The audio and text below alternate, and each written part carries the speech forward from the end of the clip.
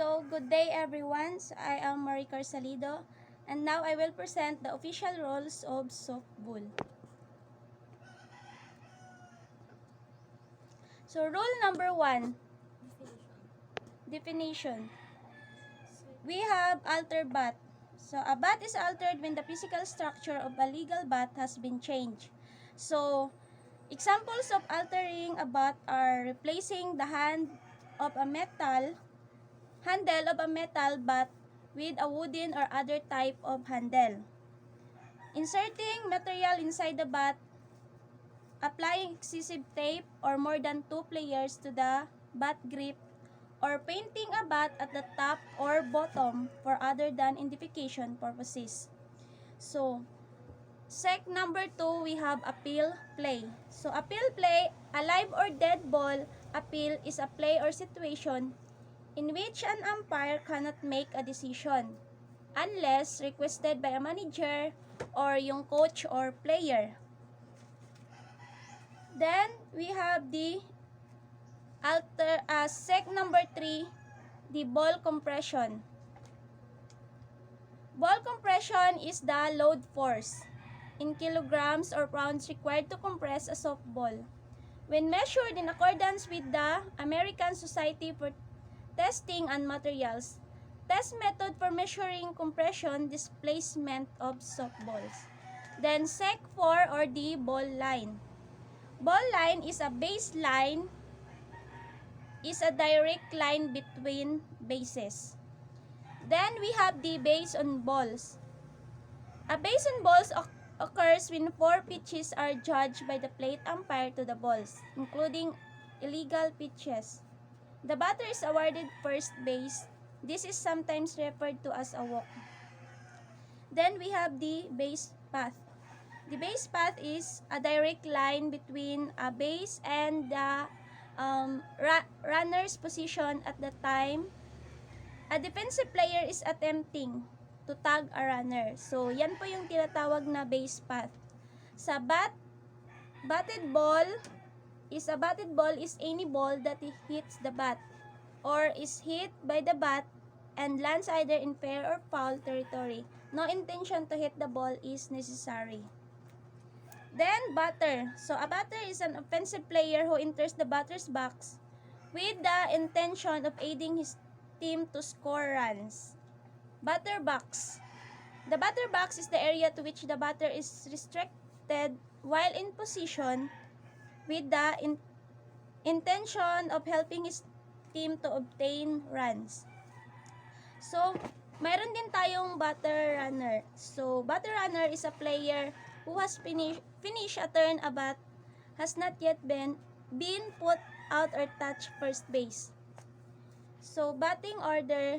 The batting order is the official listing of offensive players in order in which members of the team must come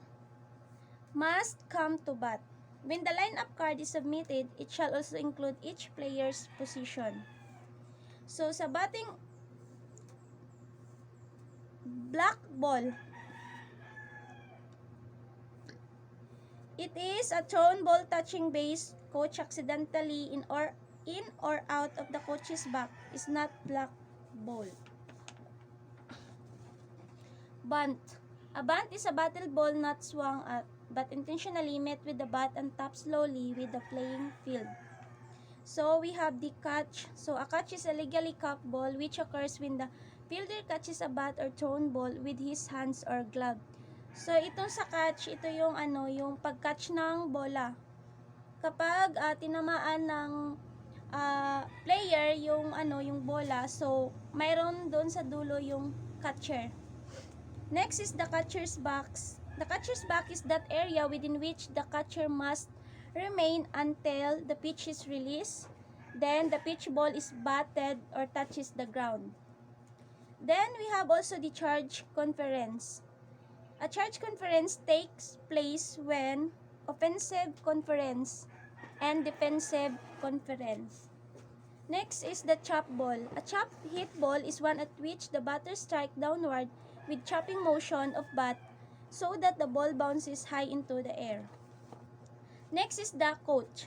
A coach is a person who is responsible for the team's actions on the field, and he represents the team in communications with the umpire and opposing team. Then we have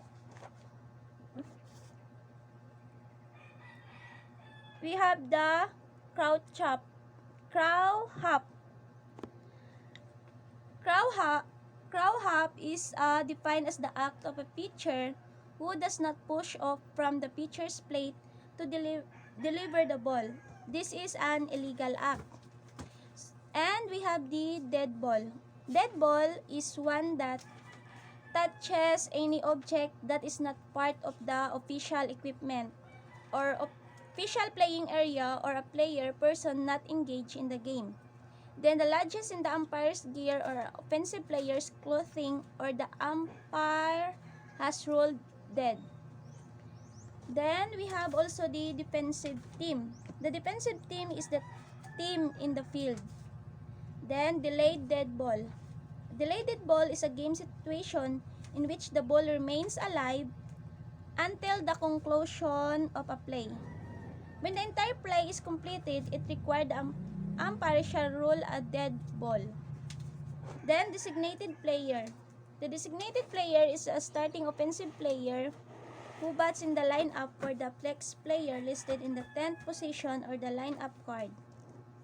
Dislodge base is a base dislodged from its proper position.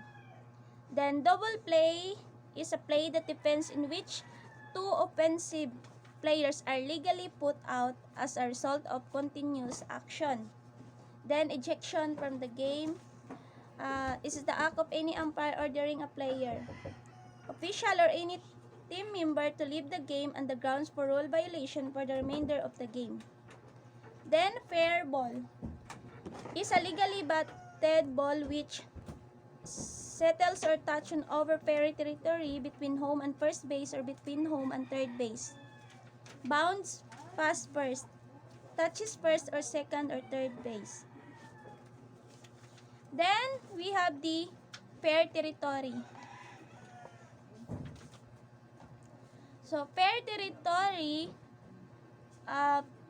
is the part of the playing field within and including the first and third base foul lines from home base to the bottom of the extreme playing field fence and perpendicularly upwards. So we have the fake tag. A fake tag is a form of obstruction on a runner while advancing or returning to a base. Fielder. Fielder is any defensive player of the team on the field. And we have also the fly ball. Is any ball batted into the air. Flex player. The flex player is the starting player for whom the designated player is batting and whose name appears in the 10th. Force out.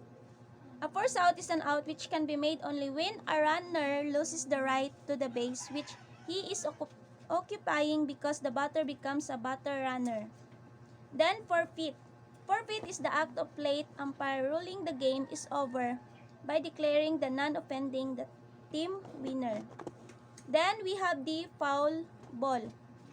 A foul ball is legally batted ball which A settles on foul territory between home and first base or between home and third base. Note. Take note of this one. A foul fly shall be judged according to the relative position of the ball and the foul line including the foul ball. Next is the foul territory. So, foul territory is any part of the playing field that is not included a fair territory. Foul tip. A foul tip is batted ball which A goes directly from bat to the catcher's hand, goes not higher than the batter's head, and is legally cuffed by the catcher. A helmet must have two ear flaps and shall be the type of has safety features. Worn by catcher may be the skull type without the air flaps. Worn by a defensive player does not need air flaps. Then home team. The home team is the team on whose grounds the game is played, or if the game is played on neutral ground, the home team shall be designated by mutual agreement. We have also the illegal bat.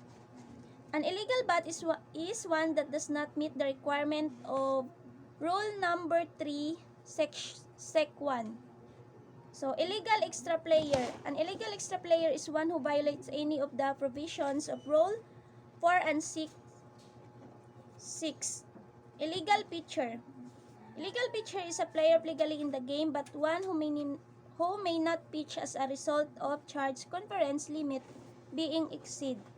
And illegal player, a player who takes a position in the lineup either in offense or defense. We have also the illegal re-entry.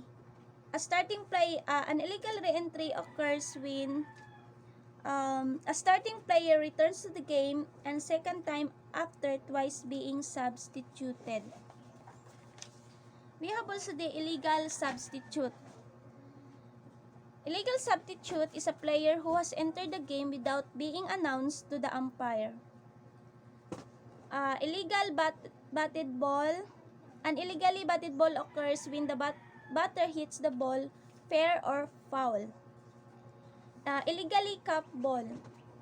An illegally capped ball occurs when a fielder catches batted, thrown or pitched ball with his cap, mask, glove, or any part of his uniform while he is detached from its proper place.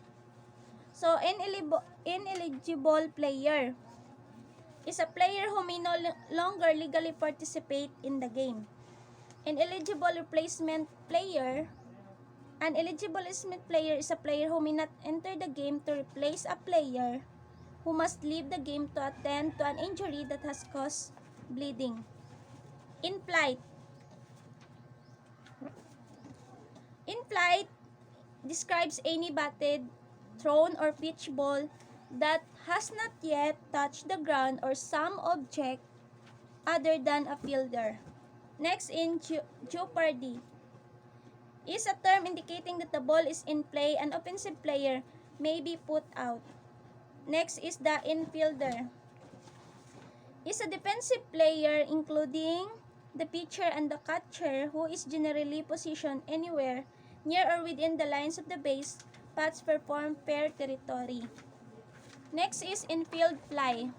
Infield fly is a pair fly ball not including a line drive or attempted bunt that can be caught by an infielder with ordinary effort when first and second or first, second, and third bases are occupied before two are out.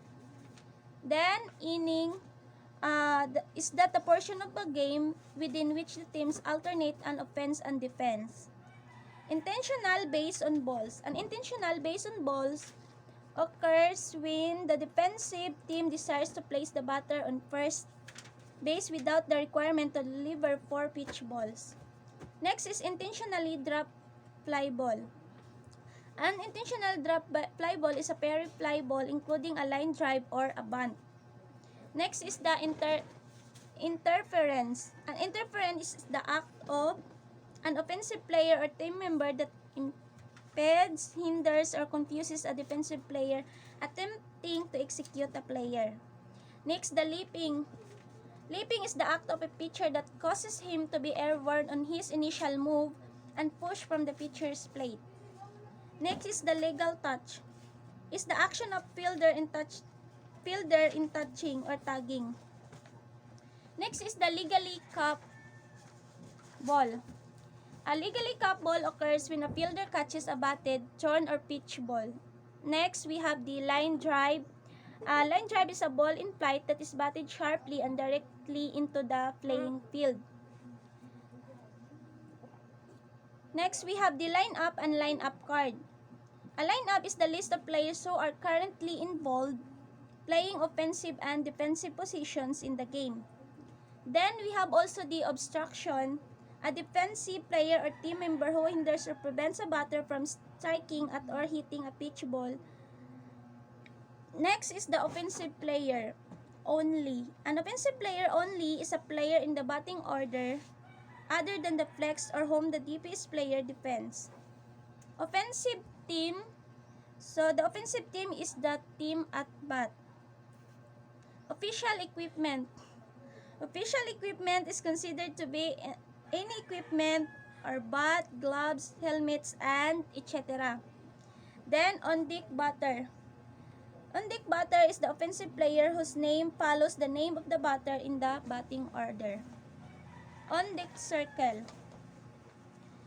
The on-deck circle is the area where on-deck batter may warm up or takes practice swings while waiting his turn to enter the batter's box. Then 1 meter or 3-foot line. The 1 meter or 3-foot line is the area that lasts half distance between home and first base, where a batter runner must run to avoid being called out for interfering with a thrown ball from the home plate or area. Next is option play. An option play is a play in which the offensive coach or manager is given the choice of taking an enforcement of illegal action or the result of the play. Next is the outfield. Is that portion of the field that is outside the diamond formed by the baselines or the area not normally covered by an infielder and within the foul lines beyond the first and third bases. Next is the overslide. Overslide is the act of an offensive player when, as a runner, he overslides a base he is attempting to reach. Next, the overthrow. Overthrow is a play in which a ball is thrown.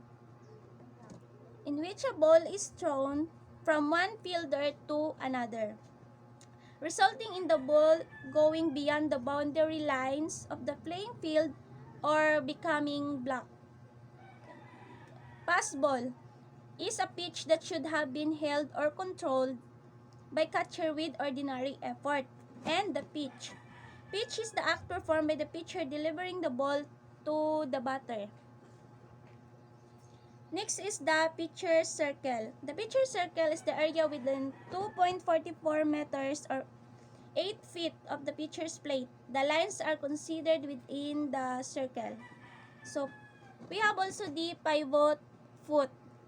The pivot foot is the foot with which the pitcher pushes off the pitcher's plate and which, when placed in contact with the pitcher's plate by the pitcher, must remain in contact with the pitcher's plate until the pitch ball is released. Next is we have also the play ball. Play ball is the term used by the plate umpire to indicate that play shall begin or be resumed when the pitcher holds the ball. Next, we have also the pre-game meeting. Pre-game meeting is a meeting held at the home plate area at a predetermined time. The protest. Protest, separate from appeal, is an action of defensive or offensive team objecting to aid the interpretation or application of a playing rule by an umpire or the eligibility of team roster member. We have also the quick return pitch. Quick return pitch is one made by the pitcher with the obvious attempt to catch the batter off balance. Re-entry is the act of any of the starting players returning to the game after being legally or illegally substituted. We have also the removal from the game. Removal is the act of the umpire declaring the player ineligible for further participation in the game. We have also the replacement player. A replacement player is a player required to enter the game for a defined period of time to replace a player who must leave the game to attend to injury that is causing bleeding. We have also the runner. Runner is a player of the team at bat who has finished a turn at bat, reached first base, and has not yet been put out. We have also the slap hit. Slap hit is a battle ball that has been struck with controlled short, chopping motion rather than with a full swing. We have also the squeeze play. Is a play in which the offensive team with a runner on third base attempts to score that runner by means of the batter contacting the ball. We have also the starting players. Starting players are the players listed on the official lineup given to the umpire or in chief and or in the plate umpire. We have the stealing. Stealing is the act of running, attempting to advance during or after a pitch to the batter. Stealing is not allowed in slow pitch. So, we have also the strike zone. The strike zone is that space over any part of home plate between the batter's armpits and the top of his knees when he assumes his natural batting stance. The substitute is a player listed on the official lineup card who is a non-starting player who has not been in game, or a starting player who has left the game once and who may legally return to the lineup. Take note, this is referred to as a re-entry and the player may only return to his previous position in the batting order. So we have also the tagging up. Tagging up is the action of running, returning to his base, or remaining on his base. Then team member. A team member includes any person authorized to sit on the team bench. Temporary runner. So, temporary runner is a player who may run for the catcher of record from the preceding half inning who is now on base with 2 out. Throw. A throw is the act performed by a fielder when throwing the ball to another fielder. We have also the time. Time is the term used by the umpire to order the suspension of play during which the ball is dead. We have also the trap ball. Trap ball is a legally batted fly ball or line drive that hits the ground or pins prior to being cuffed, or a legally batted fly ball that is cuffed against a fence with a glove or bare hand. Next, we have also the triple play or triple play is a continuous action play by the defense on which 3 offensive players are put out.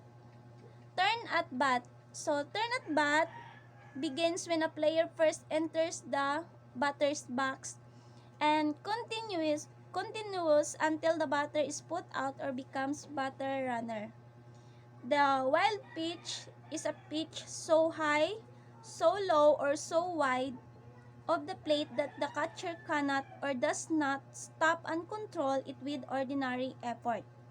We have also the wild throw. A wild throw is a play in which a ball is thrown from one fielder to another and cannot be cuffed or controlled, is not ducked and remains in play.